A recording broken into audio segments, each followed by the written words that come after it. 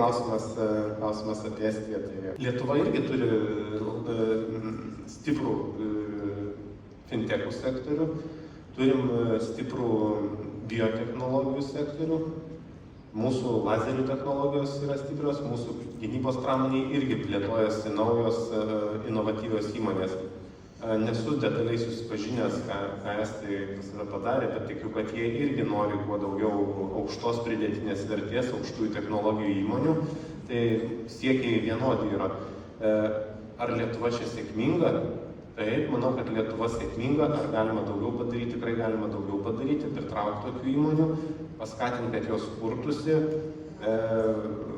bet kuri šalis nori turėti aukštos pridėtinės vertės įmonės, tiek pramonės, tiek paslaugų. Na, tai yra tas šansas, kuris, jeigu norim, kaip Vidmantas sako, patekti tą jau tarptų senųjų, turtingų ES valstybių, tai jeigu mūsų ekonomika nebus pagrindu, jos netaps aukštosios technologijos, netaps aukštos pridėtinės vertės, tai mes to lygio nepasieksime ir būsime ilgą laiką tarp to vidutinio ES lygmens. Ir tam reikia padaryti daug tokių, kur valios politinės reikalauja sprendimų, nepadaryti kitokių sprendimų, kurių nereikia padaryti. Žodžiu, iššūkių daug, bet tikslą visi turim tą patį.